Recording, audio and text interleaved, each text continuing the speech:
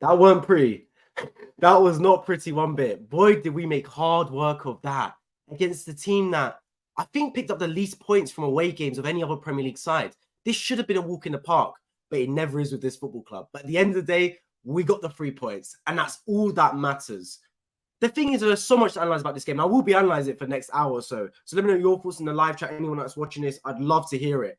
The thing with Arsenal is, right, we never seem to make easy work of it. Never. It's just not in our DNA. It's not in our style. It's never just a walk in the park. There's always peaks and troughs with this football club. I think today, genuinely, we should have walked over Nottingham Forest. They were there for the taking. Look, there was a couple of mistakes we made earlier. I know Brennan Johnson going through. He definitely should have done a lot better off the start of the game. Don't know what we were doing defending-wise. Just let him ghost through. Ramsdale got out, made himself big, and the man skied it. But ever since then, we started to pick up the pace. And that first goal really injected some light into us. Look at Gabriel Martinelli, bro. Copacabana, just flick, roulette turn, into the box, bang. Nketiah scores the goal. It's fantastic, fantastic finish. And great all-round play from Martinelli. I thought it was fantastic today. And then you got to look at the second goal. Bukayo Saka, bro. This kid is unbelievable. Receives the ball, cuts inside, and then bang, arcs into the corner. Iron Robin-esque. And I've been calling, genuinely calling for Bukayo Saka to add that to his locker. Add some end product. I want the guy to score 20 goals this season. That is my objective for Saka. Not 20 goals and assists. 20 goals outright. And if he can deliver that, that'll be a hell of a season for Bukayo Saka. I want him to have a Mohamed Salah type output season from the wing. And that goal will go a long way, by the way. What a fantastic finish by Bukayo Saka. Bent it into the top corner. And then at 2-0, I'm thinking, good. That's exactly what we need. Now hit the gas. Go for that third goal. But we didn't. That's the one thing about our performances. We don't seem to have a killer instinct around our football club yet. And it will come. I do believe it will come. But it's not there quite yet. If I look at Man City yesterday, for example, right? 2-0 up against Burnley, it's still a little bit nervous. They find that third goal and the game's dead. We just don't seem to find that third goal. We're still there thinking it's lackluster. We're just going through the game, going through the paces and thinking, we'll eke it out, 2-0 victory, easy day at the Emirates. There's no easy game in the Premier League. I just said that Nottingham Forest had the worst away form in terms of points collected out of any team last season in the Premier League. Yeah, they came in today and they made it a nervy last 10 minutes because they scored to make it 2-1. 2-0 is a dangerous scoreline in football because momentum is a huge thing. As soon as it became 2-1, we were the ones that looked a little bit nervous. And I was sitting there going, we need a third goal because God forbid they get a corner or a set piece. With all the centre-backs and the height they've got in their team, they could have got a goal from that. But luckily we held on. We get the 3 points. That's the main thing at the end of the day, right? Whether you win 4-1, 2-1, you get the 3 points. Exactly what we needed and something to kick on. And there were good signs here. Of course, I'll be analysing the game in full. I did like some certain things I saw today, but I just didn't like the fact we did not have that killer instinct in that football match to kill it off because we well and truly should have. Well and truly should have killed that game off, man. Especially the way it was going. Red Devil Studio, appreciate you joining the stream, my friend. I know you're a Manchester United fan. Alanga was cooking when he came on. He was, to be fair. He was looking good when he came onto the pitch. I'm looking forward to the United game as well on Monday. Hopefully that'll be a really good match against Wolves. Massive 3 points. VD Predict, appreciate you joining the stream. And you are right. 100%, man. To start off the season with 3 points is exactly what we need. Look, Nottingham Forest at home, you should win that game. Whether it's the first game of the season, last game of the season, or the 20th game of the season. You have to beat Forest at home. But always I've been scarred from opening day games. Remember when we lost 3-1 to Aston Villa? Benteke scoring. Do you remember when we lost 2-0 to West Ham at home? 4-3 to Liverpool. Opening day is a bit hit and miss with this football club. We do sometimes miss hit with them. So today, look, it looked a bit dodgy. When it went to 2-1, I was thinking, nah, not like this. Because we were in complete control of that football match prior to them making it 2-1. But when we finished the game off with 2-1 victory, I sat and I went, you know what? Result done. Job done. We move on. The fixture list hasn't piled up yet. It's not congested right now. It's still 1 game a week. You take the 3 points, you train, and you go again against Crystal Palace next Monday. We've got a nice long rest, 8-9 day rest, and we go in that game. We just got the job done now. We played the early kickoff as well on the Saturday. We sit back, we watch the other teams compete. We take our 3 points, and we move. That's how I'd look at it. There were some really good signs here today, though, as I said before. Look, I think certain things really impressed me. I love the way that when we lost the ball, we chased it back like sharks. That was the thing that really impressed me because these top teams, you know what they're going to do with the football, right? With the football, we're going to dominate. We're a possession-oriented team. We're going to break teams down. That's how we play football. But when we lost the football, what really impressed me is we absolutely attacked the other team like vicious sharks. I had a coach when I was playing football younger, and he used to say, off the football, I want you to be sharks. On the football, I want you to be magicians. And that's exactly what makes sense. On the football, you need to be calm, composed, pick your passes, be very smart. But off the football, chase them down like hungry sharks. And that's exactly what we did. As soon as we lost the football, 4, 5, 6 Arsenal players surrounded the ball, won it back instantly, because you're at your most vulnerable when you just receive the ball, and we'd win it back instantly. Like 2-3 seconds, we'd have the ball back. That's very reminiscent of Pep Guardiola's Barcelona side from the 2008 to 2012 era. I think it was like a 3-5 second rule where as soon as they lost it, they had to win it back in 3-5 seconds or they'd get punished in training. And I see that in this Arsenal side as well. And that's a really good sign for me. The intensity was there. So that side was really good. I like the intensity off the ball in transition. On the ball, for a period in the game, we were very good. I think the first 20 minutes, we were sleepwalking a little bit. I tweeted out during the game. By the way, follow my Twitter. It's in the description. My tweets throughout the football matches, if you want to keep up to date with them. I tweeted it was a little bit slow. It was lacking intensity, lacking needle. We had the ball and we had the majority of the possession, but there wasn't really any incision. Matt Turner was not getting tested one bit. Then as soon as you got that first goal, it came from a breath of fresh air from Gabriel Martinelli, who I thought had a fantastic game, by the way. Martinelli and Saka, not just going forward, but defensively were fantastic as well. Charging up and down the pitch all day, every day. Their defensive contributions did not go unnoticed in my eyes. But that's the things that really spur on the team. When you see Gabriel Martinelli and Bukayo Saka sprint back 20, 30 yards to win that ball and get us back on the attack again, that's what really ignites the crowd and get everyone on their feet, myself included. I love to see that from our wingers. The one thing I hate is lazy wingers, man. The ones that will do the job going forward but shuck the defensive responsibilities.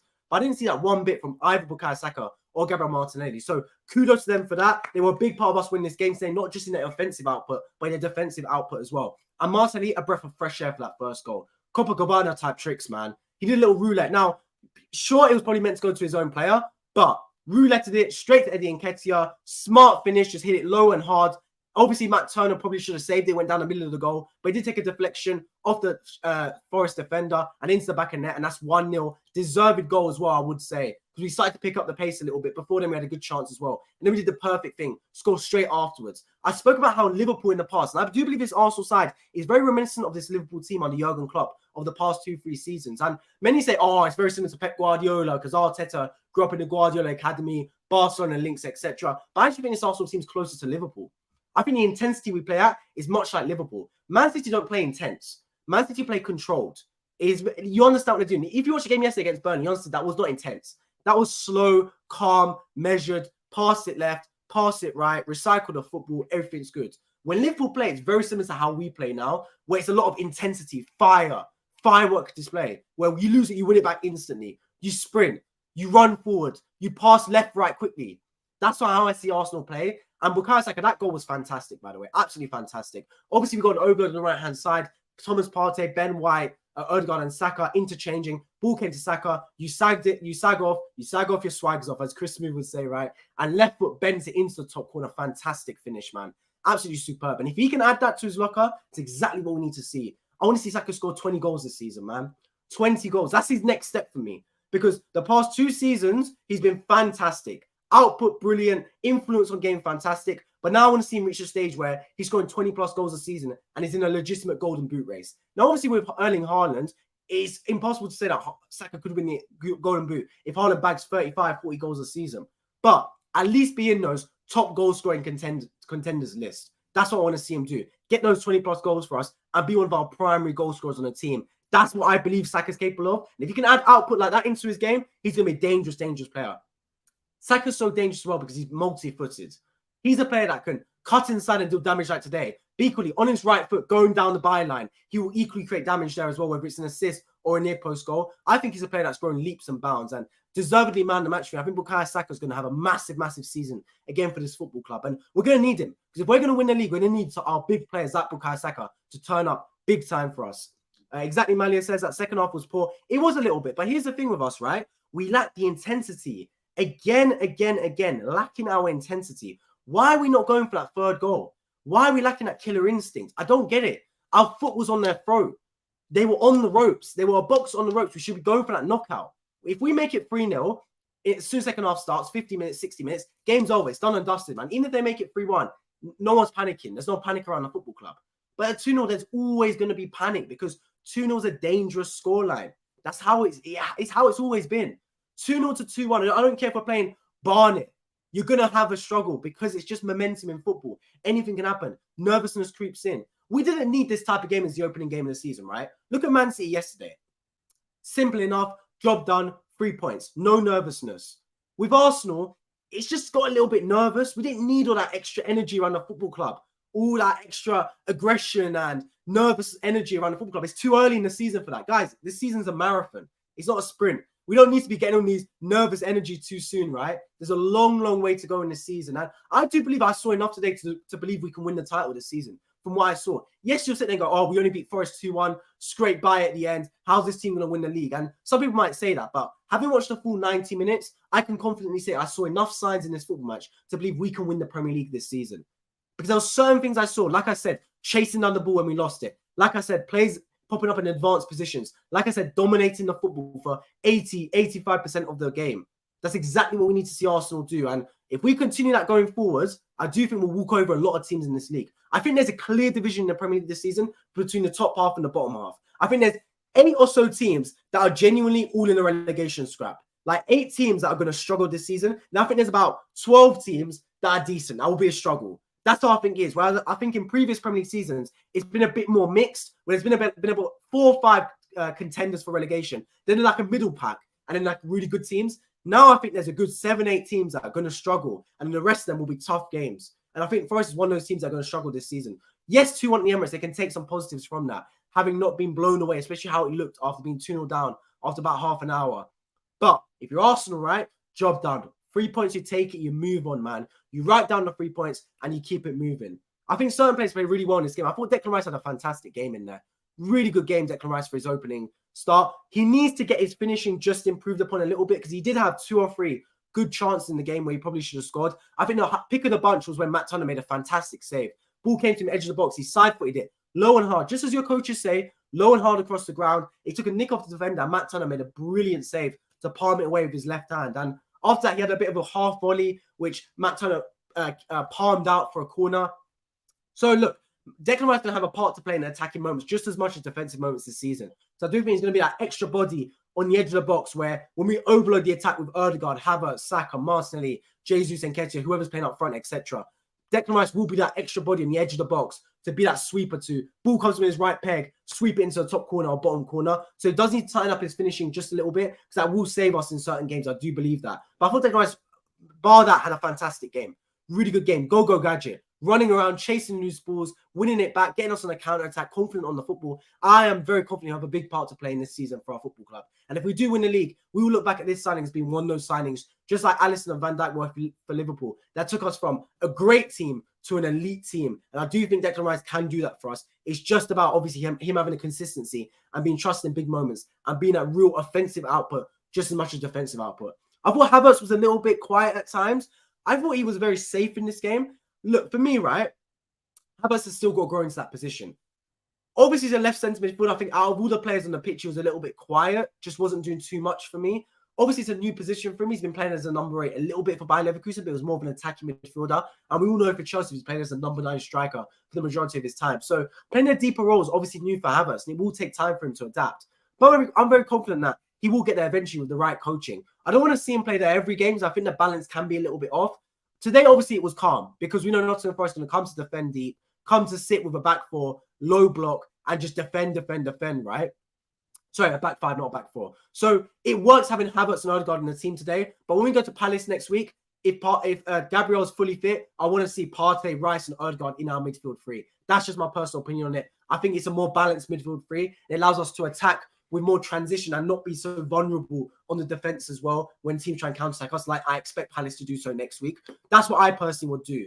But I thought Havertz was okay today. At times, he popped up in really good positions. He still moved a little bit stiff for me, meaning when he received the football, it wasn't fluid. Like when Ødegaard receives the ball, to me, it feels like Ødegaard knows what he's doing before he even gets the football. It's like he gets the ball, bang, pass off to left, pass off to right, skill move, turn, do something with it. Whereas when Havertz gets the ball, it's still a little bit stiff. It's like he's getting the ball, he's calculating what do I do with it, and he slows it down just a little bit for me. But that will come. Look, he's got to have time on the training ground. It's not easy to seamlessly fit into this Arsenal team right now because everyone's playing on autopilot sometimes, it feels, because it's been so ingrained in them on the training ground how to play football, what positions to take up on the football pitch. That's going to be hard to just pick up and go, bang, this is what I'm meant to play, this is what I'm meant to do, etc. Bing, bang, bosh, get the goals. It's not as easy as that, especially fitting in. So it will take time on the training ground. I thought Saka Martinelli was superb on the wings. Really good. Martinelli's been a little bit quiet in preseason. I do think in Community Shield game, he was a little bit quiet, but back to his absolute best today. He was absolutely fantastic today, man. Really, really good if you're Gabriel Martinelli, and a big part to play in the goal as well, because that's not an easy goal one bit. I'll take that for free, man. Like, I know obviously Nketiah got the goal, but if Martinelli doesn't do that skill move, doesn't inject some pace, the goal doesn't come. So for me, that's Martinelli's big time, his goal, man. Nketiah, low and hard, good finish, got his start, got his goal. It's exactly what we need to see. He's going to be playing games for us this season. He needs to get on the score sheet for me. That's how you judge as a striker. You could do your pressing, you could do your link up, but goals are just as important for me as a striker, man. That's where you earn your wage. Jeff, appreciate you joining the stream, by the way. Jeff, by the way, I'm pretty sure because you're a member, if you do a colon and then write Arsenal and then a colon, I've got some emote badges. So check them out. But yeah, that's just for you. Hopefully Timber not really hurt. Yeah, I hope so too, man. It did look a bit worrying. Whenever a player goes down and it's a non-contact injury, you fear the worst. Muscle gone or something. Obviously, he had a little bit in the first half where he slide tackled, I believe it was Brennan Johnson, and actually he came off worse. It looked a little bit like a calf/knee injury. I'm not too sure which one. Came out in the second half, he looked okay, and then pulled up literally instantly with his calf/knee quadricep holding. Don't know what quite was really in pain for him. It looked a little bit worrying, but hopefully it shouldn't be too much time off the pitch. And we built a squad now where hopefully we are anti-fragile and resistant to injuries. Like, we shouldn't be sitting there and being too worried with Timber getting injured now. I know obviously we want the guy back as soon as possible, but we should have built a squad now where we are able to compete with injuries. That's the whole point of squad depth, right? When De Bruyne got injured for Man City, I don't think any Man City fans were really sitting there going, "Oh my God, season over! Oh, it's over!" Nah, they brought in Kovacic, and good as you go, they end up winning the game 3-0. So if you're Arsenal Football Club, it's obviously a big shame for Timber, especially because I thought he was man of the match for me in the Community Shield alongside Saliba. Really good performance, and today he was good as well. But you just didn't quite want him to get injured so early in the season because you're seeing him lock down a position in that left-back role. Let's see what happens, of course. Of course, Zinchenko is meant to come back as well. He'll be another big part of this football team. I think he'll come in massively for us and play a big part this season. So we've got depth, and that is the main thing about this football club. So, Timber, hopefully not too long on the treatment table. Get yourself patched up, get back in the team, get strong soon, my friend, because we really need you back on the football pitch. We could have easily won 3 goals, 100%. And that's what I say. I said it last season as well. How many times I bang on about killer instinct, man? The difference between teams that are great and elite is killer instinct. And I've been calling for my team to have it, but I just don't think we do. And I don't want to be pessimistic and assume the worst, but I don't see a killer instinct in this Arsenal side that I see with the other teams like Man City, for example. Man City at 2-0 up would have killed this game off by minute 50, 60. With Arsenal at 2-0 up, we just sleepwalked a little bit. We just kind of passively walked through the game, took our foot off the gas and thought, you know what, let's put it in cruise control. We're 2-0 up. They ain't really putting up a fight, Nottingham Forest. Let's just coast through the game, see what happens. But that's not the right mentality to have one bit. You should be there, going for the throat, going for 3-0, going for 4-0, then you lock it off. As soon as it hits 3-0, 4-0, goal difference sorted, game sorted, then you can start to take your foot off the gas. Forest are going to attack us, and more often than not, they won't even bother attacking. They'll just sit there and go, damage limitation, game over, let's just rest our legs and go again next week. But Arsenal, it's not like that. At 2-0, we seem to take our foot off the gas way too soon. We should know that 2-0 is too early. Like I said, look, we did win the game today 3-0, but it was way too nervous for an opening game. Nottingham Forest at home in the Premier League to start the season should be one of the most routine games you can get. On paper, it should be. It should be. You go in, you get the 3 points, probably should be a clean sheet as well, and you walk out, job's done, on to the next game. Great way to start the season. But no, we ended up last 10 minutes a little bit nervous. Players probably putting in more yards than they should have done on the pitch, running more than they should have, exerting more sweat, a little bit of nervousness around the pitch. We didn't need that. The stadium did not need that in that moment. We needed more calm heads and assured heads, and we should have rounded off that game. And at 3-0, game should have been over. So look, that's something we need to build in our team. I do think we're very close to winning this title. Genuinely, I do. I saw enough signs today to believe we can win the Premier League for an absolute fact. But we just do need, right, a bit more killer instinct around this football club. That's what I think we're lacking, and we're dying for it. You bring us some killer instinct, and we will be super, super good, man. Like, to a point where we could walk a lot of teams in this Premier League. And I think we already will. But with a little bit of killer instinct, we will demolish a lot of teams in this Premier League. I'll tell you that for a fact. We can't keep a clean sheet. Yeah, again, start this new season without a clean sheet, man. Home clean sheets were a worry last season, and it's followed through into this season as well.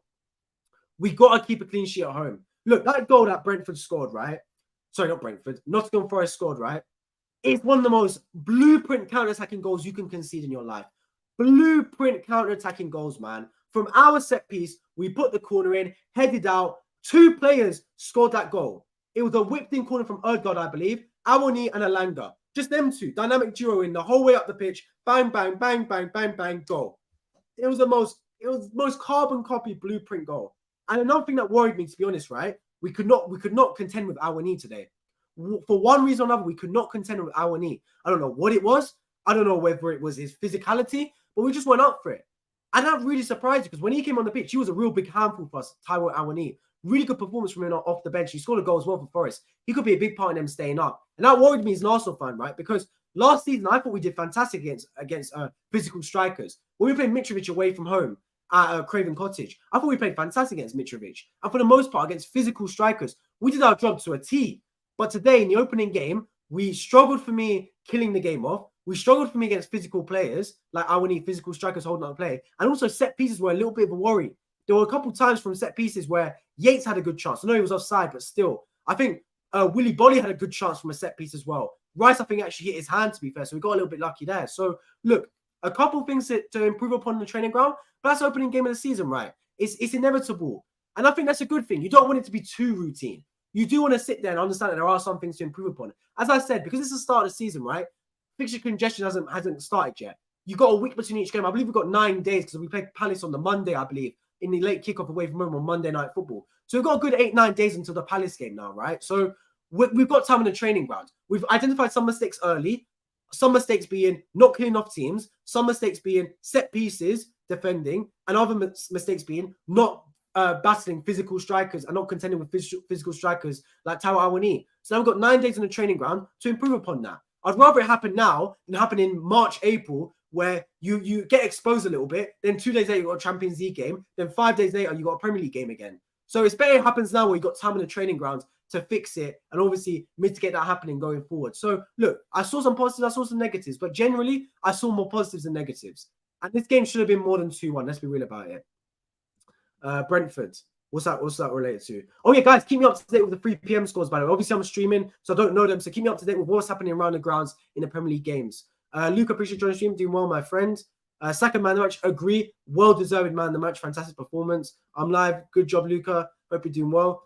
Timmer messed my FPL team up. Hey, bro. It's one of those things, man. Oh, I forgot as well. Let me do my community post. I'll do it after the stream. Community post, I'll make a leak for the FPL. I've got Saliba and Gabriel in there. So Gabriel messed up my ones. Don't worry too much about it. But yeah, definitely. I think we need a striker. I agree. I think we do. And obviously, look, a striker's going to cost an awful lot of money. It will. It's just one of those things, man. But if we get a striker through the door on loan, like a Vlahovic on loan, that could go a long way for us. It's inevitable. And I think Haaland exposed it yesterday. No matter how good your team is, if you have a lethal striker up front, you go up, like levels above what you are. To the point where genuinely you are top tier. Haaland turned that performance from Man City, which could have been a bit dodgy, into a routine victory. Because with 2 touches on the ball, he scored 2 fantastic goals. Both of them one-touch finishes. Didn't even need to control the football. Because that first half was dodgy for Man City. Don't get me wrong. Like, Burnley had some good chances in that first half yesterday. But he turned that into a routine victory for Man City. If we had a top-tier striker up front today, like a Haaland, it would be a routine victory for us. Do you get what I mean? So you'll win games without a top-tier striker. You will. It can happen. But over a 38-game season, as I said before, it's a marathon, not a sprint. You can't keep counting your lucky stars and going, yeah, easy game. We can win this one easily. Because as you saw today, I saw a lot of Arsenal fans on Twitter. I saw a lot of my Arsenal friends go, Forest at home, routine victory. Forest barely picked up any points away from home last season. I sat there, I said, look, I'm going to sit there and go, obviously we should beat Forest. I do expect us to win that game. But I've been scarred from opening day losses in the past. Aston Villa at home, as I said years ago, West Ham at home, Liverpool at home, etc. But also, I've been scarred from taking games too lightly. I remember Bournemouth last season. Before the Bournemouth game, I sat there and went, you know what? Easy 3 points. Write it up. Take it home. Top of the table. Yes, we end up winning that game for a last-minute Reece Nelson winner, but that taught me a very valuable lesson. Never, ever get complacent in football. Complacency is a powerful disease, and it's rife around football clubs. And if you have it around your football club, it can stink and it will be a rotten smell. And we didn't have complacency before the game, but during the game, we did have a little bit of complacency, in my opinion. At 2-0 up, we sat there and we thought job was done. The job is never finished in the Premier League until the final whistle goes. And with the other time nowadays, man, it's always like you can eke out the game, you know what I mean, grind it out. The ref's going to lob on 6, 7, 8 minutes. So then you're defending for 8 minutes in the game. So look, it's never ever going to be easy. But like I said before, we got the job done. But there are certain points to improve upon. And that's okay for me. We're not the finished article. This is a long time to go. We don't enter the season with the Premier League title wrapped up. We're yet to win a major trophy at this football club under Arteta's spell. So it's going to take us time. We haven't won the Premier League or Champions League. We've only won the FA Cup and Community Shields. So we're going to take time to reach that status. I'm not sitting there going, bang, Premier League title winning team. We just saw it right today. All routine victory, 4-0 win, no problems whatsoever. We're going to win the league this season. Because that's not the case. And that's completely fine. There will be times to improve upon. But it was net positive. I saw certain things I really enjoyed today. Chasing down the ball when we lost it. 5-second rule. As soon as you lose the ball, bang, win it back. 4 or 5 players surround the football. Cleanly win it back and get on the counter-attack. I do think we need to be a little bit more incisive with our passes. I do think, obviously, Ødegaard and Saka link up fantastically on the right-hand side. I do think Havertz, or whether it is Havertz or Rice, needs to form a similar partnership on the left-hand side. If Martinelli had a demon behind him like Ødegaard is for Saka, he would have a brilliant output in this Arsenal team. He would. And I've been calling for Martinelli to really step up. Because I'll be honest with you guys, right, yeah? Martinelli, I do believe he hasn't made that same step up that Saka has. Today, he was fantastic, Martinelli. Arguably, for me, man of the match alongside Bukayo Saka. I really do think so. But what Saka's had added to his game is he's added a polished, refined side to his game where he is all-round fantastic. He's like Iron Robin for me. Cut inside, a demon. Go down the byline, a demon. Whereas with Martinelli, it's a little bit still run down the byline. Just kind of like just run at opponents and do a little bit of trickery. I don't think Martinelli can score that type of goal that Saka scored today. I don't think so. He's tried it at times and he's always gone over and wide. Whereas Saka, we've seen him score those type of goals on continuous occasions now. Even against Man United last year in the Premier League, carbon copy type goal. Same position. Obviously, this one went top corner. The United goal went bottom corner. But do you get what I mean? This isn't a fluke from Saka. That goal he scored against Leeds, he scored the same goal for England. So it's not fluke when Saka scores these type of goals. It's something he trains on the training ground day in, day out. And I want Martinelli to do a similar thing. But I think it will help if he has an Ødegaard type player behind him. And look, if Havertz can turn into that type of player, we could be cooking. We genuinely could be, but it will take time. And that's why I like our opening run of fixtures. We've got Forest, we've got Palace, we've got United at home, that'll be a tough game. We've got Everton away, etc. Fulham at home. So these are games that you're expected to win. So it's time to adapt. It's time to implement what we want to implement and get going. Because when we get into the bulk of the season, that's when things are really going to start to add up and when the real winners are made. We were top of the table and the best team in the Premier League by a mile, in my opinion, up until March, April. But in March, April, May, when things really got interesting, when the points really started to add up and you were sitting there thinking, boy, it's squeaky bum time, we faltered. And we stalled the car. We can't do that nowadays, man. We can't do it nowadays. So get ready, get into the season, get those points early, but keep the momentum going. Because when we hit April, May, we need to be in flow state, where this team's basically running on autopilot and it's just win, win, win, win, win. Whoever's in the way, we find a way to win that football match. That's what I want to see us do. Because that was a problem last season. It got to the end of last year and we just faltered a little bit. We obviously took our foot off the gas, stalled the car, stalled the bus on the way to the Premier League, and Man City overtook us on the final lap. We can't let that happen this year. We need to be playing with cold hearts and also sometimes be a little bit just autopilot. Understand everyone's role, everyone's position, and just play the game. Play the game, take the emotion out of it, take all the extra spice out of the football match and just go there to win it. And I think we can. I genuinely think we can win the league this season. Nobody has scored yet in the 3 PM matches. Okay, cool. Keep me up to date, though, with what's going on there. I really appreciate it. I think Arteta needs to stop tweaking the team, but Saka Martinelli needs no words. RD12, you're right. But when I saw the fixture list, right? Sorry. When I saw the team lineup before the game, I thought Gabriel's out. That's a bit dodgy. Obviously, I heard rumors that he was injured. But then Twitter afterwards saying, nah, Gabriel isn't injured at all. It's a tactical selection. Arteta's got a little bit of that Pep, like, overthinking gene. He's got a little bit in his DNA, that overthinking, just, oh, I'll do this, I'll do that, overthink this and overthink that. We don't need that, Arteta, bro. The team picks itself. I'm a genuine believer in that. The team picks itself week in, week out. So, look, if a player puts in a top performance, you don't change the team. That's how it works. So, look, I do think that for this Arsenal team, even if we rotate a little bit, we've got the quality to beat the vast majority of the sides of this Premier League.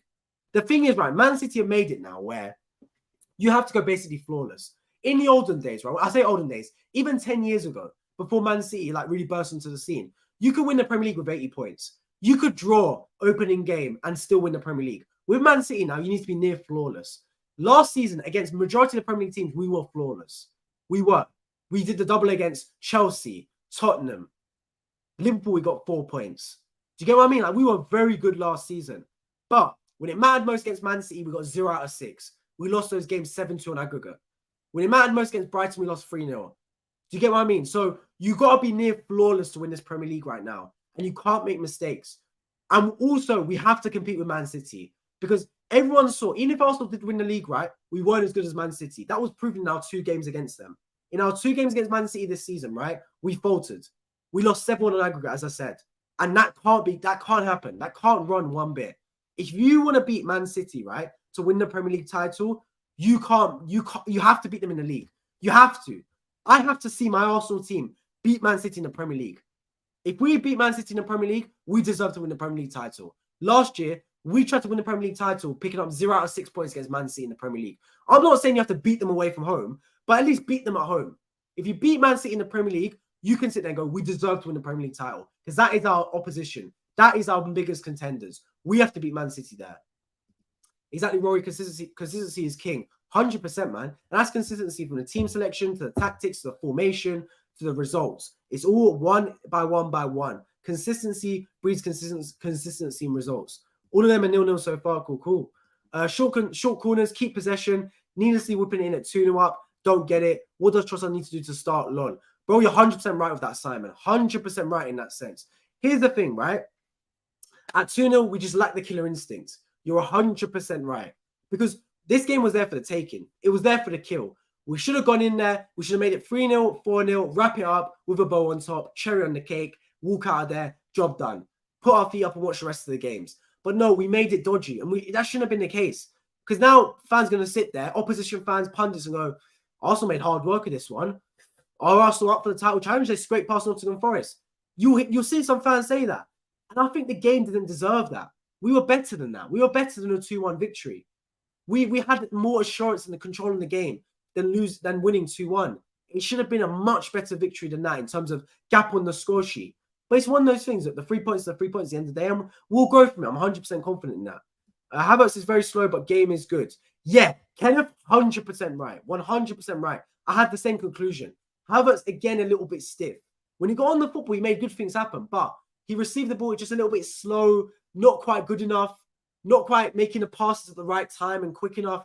That was his problem, a little bit stiff in possession. I look at Odegaard, for example, and he's agile, always moving, like runs over the football, step overs. He's that little bit of like a jack in the box. You don't know what he's going to do. He pops up here, there, and everywhere. I think we need Havertz to grow that side of his game. And it will come. I genuinely think it will come. Brighton score. There we go, man. The first goal of the Premier League 3 p.m. kickoffs. Let me put it up. Brighton lead against Luton Town at home. Luton Town could be a dodgy time for them in the Premier League, man. Let's see what happens there.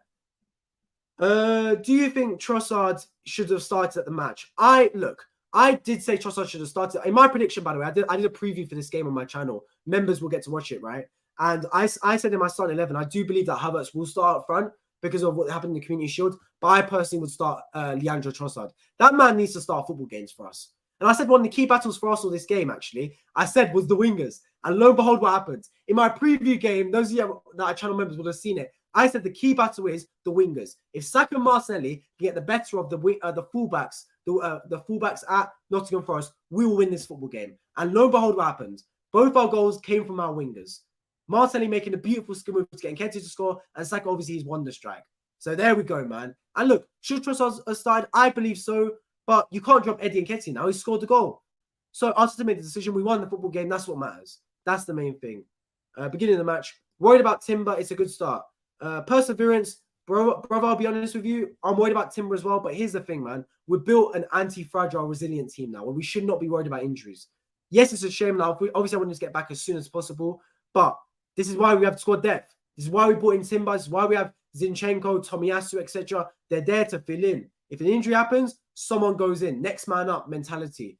So hopefully he's back as soon as possible, but we shouldn't be sitting there worried. I'm not sitting there thinking, oh my God, season, that's going to be a real struggle for us. I'm sitting there going, all right, back in with the business. That's what's going to happen, man. 1 out, 1 in. That's how it's got to be. Facts. Appreciate it, Malia. Live people, appreciate streaming as well, Luke. Hope you're doing well. Exactly. 100% agree, man. 100% agree. That's how it's got to be the mentality. By the way, what's your guys' thoughts regarding the tickets, right? Obviously, I know last season Arsenal accepted the cards. They had like debit card looking tickets. Now Arsenal scrapped that and going for e-tickets only. on the phone. And here's the thing, right? I called it at the time, it's a bad move. It's a bad move because not everyone has a smartphone. Think about the old people trying to get into the stadium.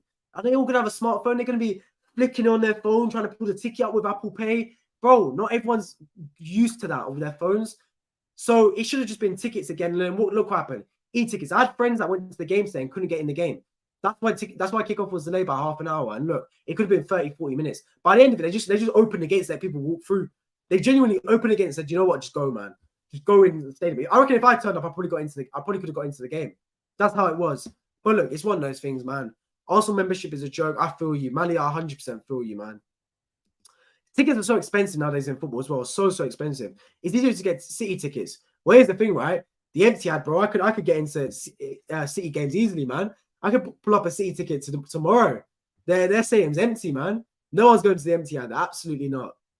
Seriously, yeah, exactly, man. I'll be streaming later today, by the way, for the Newcastle versus Aston Villa game. I appreciate everyone that wants to tune into that one as well. I appreciate a lot of Arsenal fans won't really have any interest in that, and I 100% understand that. But I will be streaming later today for Newcastle versus Aston Villa in a late kickoff in the Premier League as well. I also will be doing a fan cam, I believe, on True Gooner's channel. I'm going to reach out to him after this if he hasn't reached out to me already to see what's happening there. But yeah, I'll be doing a fan cam there as well. Subscribe if you're new around here, by the way, on my new road to 5,000 subscribers. I appreciate everyone that's subscribed along the journey. We'll be live streaming after the majority of Premier League games, pretty much all televised Premier League games. I will be streaming straight here on this channel. Let me know your thoughts in the live chat. Hit the subscribe button, turn on bell notifications so you never miss a stream. It's exactly what you need to do. I really do appreciate it. My streaming schedule tomorrow as well will be the double header. Brentford versus Tottenham, and then the pick of the week, Chelsea versus Liverpool Football Club. Massive doubleheader for Super Sunday tomorrow on this channel. We'll be live streaming my reaction to both games. Can't wait to see as much of you there as possible, man. That's the main thing. Arsenal fans, let me know your thoughts in live chat. If you're a Forest fan, let me know your thoughts in live chat, man. I want to hear it. What's going on?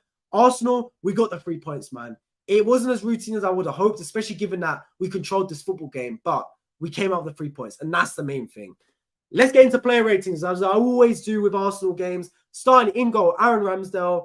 I'm a big fan of Aaron Ramsdale. Obviously, we know David Raya's coming into the game, so let's see what happens there. But I'm a big fan of Aaron Ramsdale. I'm going to give him today a 7 out of 10. I don't think he could have done much with the goal, to be honest with you. But the one thing is, right, with Aaron Ramsdale, he will always be a big personality and come up with a big save. And I like that from him. I really do, because it's easy if you're Aaron Ramsdale, right, to maybe take your foot off the gas. Game struggling, haven't had to make a save, but he came out and was big. That stop against Brennan Johnson, I know Brennan Johnson skied it, and genuinely, Brennan Johnson probably should have scored that goal. But what Aaron Ramsdale did was fantastic. Is he came out and he smothered the ball, made himself big, and he made himself a target as well. And I think we needed that. And look, he was a big part where Brennan Johnson missed that. With the goal, not much he could do. You could say come out and stop the cross, but it's one of those things. I think it was more Ben White that probably should have got across Taiwo Awoniyi quicker. But it's one of those things, man. Like, you got to sit there and go, that's just the way it is. That's just the way it is. So, Aaron Ramsdale, I give him a 7 out of 10. Millie says the same thing as well. Yeah, 7 out of 10 for Aaron Ramsdale. And next, we've got, who is it? Thomas Partey playing at right back, Thomas Partey. So, yeah, that's a bit of an odd one. Thomas Partey playing at right back. Obviously, it's what he was doing towards the end of last season. I thought that was just because we had to fill in. I thought we were over that now, but I guess it's one of those things. I'll give Thomas Partey, I'll give him a 7 as well. I think Thomas Partey deserves a 7. I think that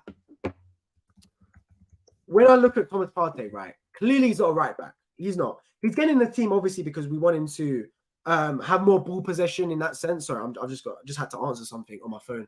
But yeah, we want him in the team, obviously, to have more ball possession in the team, right, Thomas Partey. But the thing is with him, right, he's clearly not a right back. At one point in the game, Brennan Johnson skinned him. Like, it was bad how he skinned him, man. Like, got past him, and they could have had a counter-attack from that. So, Thomas Partey clearly isn't a right back, but he can fill in those games at certain points. Obviously, I'd rather see Ben White play there. Malé goes 6 for Partey. Why isn't he playing in midfield? Genuinely, to be honest with you, I think he was playing in midfield for the majority of the game. I don't know what's up with Gabriel. Was it an injury? Was it just like he didn't want to play games? I don't know. Like, I'm sorry, not I didn't want to play games. Did Arteta not fancy Gabriel today? Obviously, we heard about the leg issue, but then I heard Twitter say that it wasn't an injury anymore. He was completely available. And if you're on the bench, it leads me to believe that you are fit enough. If you're on the bench, you're fit enough to play. That's just my thoughts about it. And we obviously needed him towards the end of the game. And he didn't look too injured when he came on the pitch. So who knows, man? Mikel is always experimenting. That's the thing, bro. He's got like Pep Guardiola gene in him, right? Overthinking, experimenting. That's the Mikel way. Gabriel was solid last season, 38 out of 38. Yeah, very good player, man. I think it's harsh if he did get dropped. Very, very harsh. So, look, Gabriel's got a very solid track record. Doesn't really get injured an awful lot. Let's see what happens. I want to see Gabriel start against Crystal Palace. I think he'll match up well with the physicality there. Next is Ben White. Ben White, for me, I thought had a decent game as well. It's a lot of sevens, but that is Ben White's score for me. 7 out of 10. Did his job. Exactly what we needed to happen. Next, we got, was Arteta trying Partey in a Stones-type role? I think so. I don't think that's his game. I genuinely don't think so. Obviously, when Stones from like centre-back / right-back fills in that defensive midfield role alongside Rodri for Man City, and Arsenal trying the same thing. Normally, it's Timber that comes into midfield. With Partey, though, you can tell he's not a good defender as John Stones. John Stones can defend. Like, he will not let Brendan Johnson get past him like how Partey did. Partey dived in way too easily, man. Brendan Johnson just little flick and past him. That worries me because first thing is, if you're playing at right back, your first question I ask you is, can you defend? I don't ask you, can you slot into midfield? That's the second question. The first question for me is, if you're playing right back, can you defend? What's your pace like? What's your strength like? What's your defensive awareness? What's your positioning like? Then after we've sorted out that, once I understand that you can actually defend, you're competent in that sense, then I'll start to ask you, what's your inverted fullback status? Can you invert? Can you play midfield? But Partey can't defend. One-on-one defending is a bit of a shambles, and he showed it again today. And look, it didn't cost us, but it could have. You never know, man. So yeah, White we gave 7 out of 10. Saliba I thought was solid as well. Saliba I'm gonna give a 7.5 to. Really good game from William Saliba. You know how important he is, bro. When we missed William Saliba last season, our defense got exponentially worse. It fell off a cliff, man. Saliba is a solid player. So good, genuinely. Next we got who's next in the team? Malago's Sleeper as well. Let me know your thoughts in the live chat. Malago's Sleeper gets an 8. Next, who was left back? Timber only played half the game, to be fair to him. I'll give him a 6.5. Only played half the game, so not much more. Got a yellow card. Dived in a little bit as well, and a little bit of his passes were a little bit rash, a little bit undercooked. I know one of the passes went straight to a Forest player. He needs to improve that side of his game, but it will come. It will come for Timber. I'm not too worried about that one bit. And next, we're moving into midfield. Declan Rice. I thought Rice had a fantastic game. I'm going to give Declan Rice an 8 out of 10. Really good game for me, Declan Rice. I think Manny gives Timber a 6 out of 10. The thing with Declan Rice is, yeah, if he obviously adds to his game, that end product, because he had a couple shots on the edge of the box where they were good shots, but they were a little bit safe. They weren't incisive and clinical enough. They were just like good on-target shots rather than actually powerful shots. If Declan Rice can add end product to his game, where he can score from outside the box consistently, boy, have we got a player. Because those chances will come. We know when teams defend deep in a low block, those chances outside the box for long shots will come a lot. And if Declan Rice can wrap his foot around those and get a lot of goals, he will start to tally up this season and potentially could enter 5, 6, 7, 8 goals this season. So, look, the chance is going to come. Today, he had quite a few good ones. Outside the box, he had a couple of sighters. Obviously, in the second half, he had a really good one that Turner tipped onto the post and out. So, look, the chance will come for Declan Rice. I'm confident that he had a really good game defensively and in transition as well. He's a really good player, Declan Rice. You can see it with your own 2 eyes. The way he runs the football pitch, he's just such a tall, aggressive, dominant midfielder. And you look at him in the sense of a leader. And I think we do need that in midfield. Really good performance again today. And look, he's not used to playing a lot of the game in possession. When he plays for West Ham United, and I said this as well about Aaron Ramsdale, right? Coming from relegated teams, sometimes that can actually be a really good thing because you're coming from a team, right, that is used to defending. So whether you like it or not, you get a lot of defensive exposure. So you learn how to defend. Then obviously you come to Arsenal and now you have to learn the different side of the game, which is being on the ball and attacking more. But you never lose the defensive side. You never lose the art of learning how to defend. It's like going to the gym, right? You only build muscle when you do a lot of reps. So if Declan Rice is in the West Ham team, if Aaron Ramsdale in the Sheffield United team is having a lot of reps defending their goal, defending against teams attacking them, obviously the practice makes perfect. So they're going to become better and better defensive-minded players. So when they get to Arsenal, defensive-minded IQ doesn't change. But obviously they need to adapt to playing a more offensive style formation, being on the football more. And I think that will come with Declan Rice. That'll genuinely come. Someone made a brilliant point. Declan Rice is an iPhone 14 with iOS 4 installed on him. Do you get what I mean? Like, it will come. It will come. I'm confident of it 100%. Timber 8 out of 10 for Luca. It's a bit much for me, bro. He came off the pitch at half time and got a yellow card as well. Rice 7.5. He missed a few shots. He did indeed. Kane's already training with Bayern Munich. This brother wants a trophy, man. I believe Bayern Munich are playing tonight in like their DFKB podcast, whatever it's called. He's going to win a trophy there, probably. Congratulations to him, man. He's left Tottenham. That's absolutely crazy to think. But yeah, one of those things. Next, we've got Odegaard. Shall I go Odegaard? Yeah, we'll go Odegaard. Odegaard, for me, I thought he was a little bit quiet, 7.5. Now, I don't think Odegaard was bad. But from his standards, Odegaard was quiet. Because I'm used to Odegaard being an absolutely fantastic player. Fantastic in the sense where he will pop up here, there, and everywhere and be a massive part of the team. And I don't think he was quite that today. I thought a couple of times he was really incisive, really majestic, magician type player, but other times a little bit slow, a little bit lethargic, wasn't quite being at his influential best, but it will come. With time, it will come. I promise you that. Odegaard 7 Malio goes as well. Next, we've got Kai Havertz. Havertz, for me, I'll give it 7-2. I don't think it was his best game. I think he was still getting used to life at the Emirates. But yeah, I don't think he was bad. Still a little bit stiff, still a little bit slow, but he grows in the game. That's an absolute fact. Saka, for me, man, the match. Saka gets a 9 out of 10. Fantastic goal, man. Fantastic goal. I miss Xhaka. Yeah, look, here's the thing. I think Xhaka is still better in that left centre mid role than Havertz is. Just my personal thoughts on it. And obviously, Xhaka's had a year in that role already. And I don't know what he's doing at Bayern Leverkusen right now, but I don't think he's playing that same role. He was playing here at Arsenal. So he's had time in that role. Havertz will have to have a year at least to adjust to that role. But the problem is, have we got time to adjust? We're in like win now mode. We're not in a adjustment period. We're not in a rebuild period. We're in a contend right now, win trophies. We haven't got time for players to adapt to positions. We have to hit the ground running. And look, I don't want any passengers in the team this season, even if it is for the greater good next year. Havertz 6, yeah, a little harsh, but I feel you. Saka 9 as well, fantastic. Martinelli for me, second man of the match.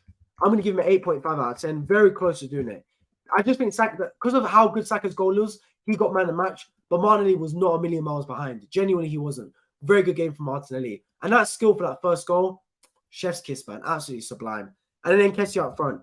Look, Nketiah, good day's work, bro. Got his goal, 8 out of 10 for that. He's a striker and goals exactly what we need him to add to his Arsenal. And he did exactly that, man. Got his goal. In terms of subs, obviously we had Tomiyasu came on the pitch. I'll rate him because he had quite a bit of time on the pitch. I thought he had a decent game.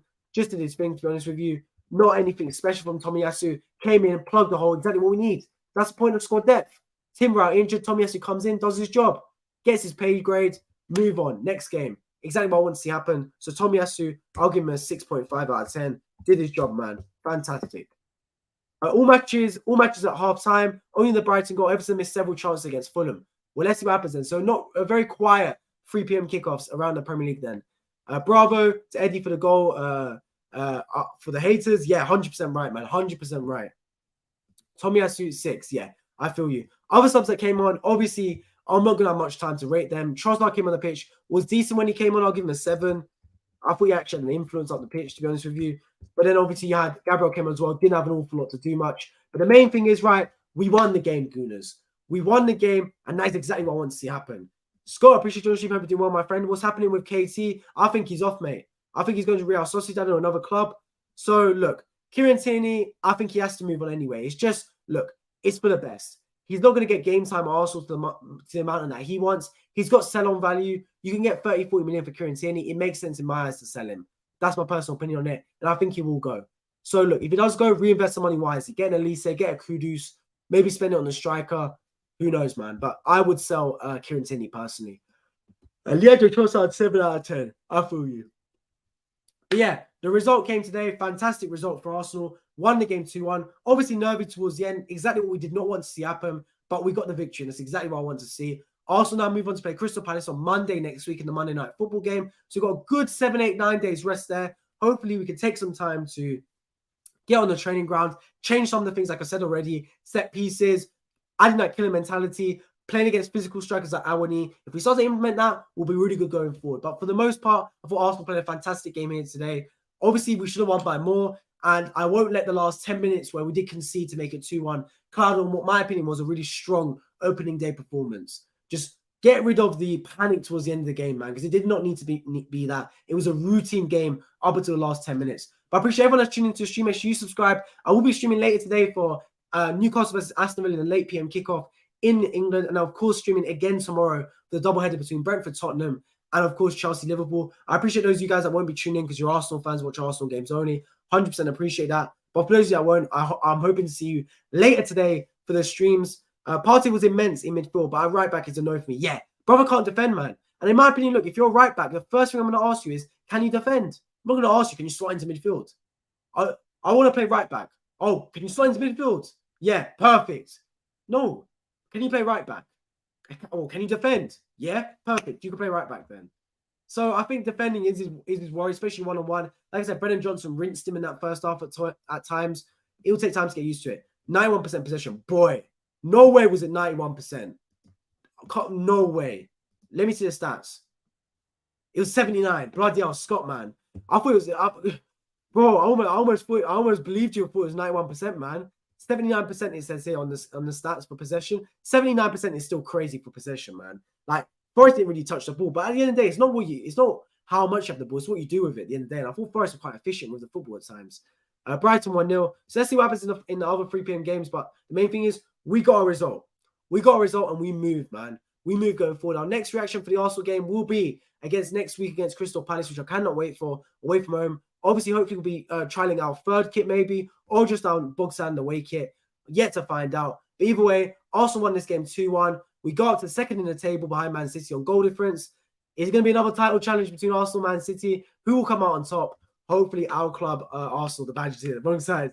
But yeah, I appreciate everyone that tuned into the stream today. Solly March got the goal for Brighton. No worries whatsoever, Scott. I appreciate everyone tuning into the stream today. If you are new around here and you appreciate it, make sure you subscribe down below on my road to 5,000 subscribers. Become a channel member. It's the first thing in the description, and you have access to all Arsenal previews throughout this season, which I'm sure you don't want to miss. When the preview for Nottingham Forest game, I identified the wingers being a hotspot for this game, and lo and behold, what happened? Both Arsenal's wingers, Martinelli and Saka, were man of the matches and were the difference maker in Arsenal winning this game.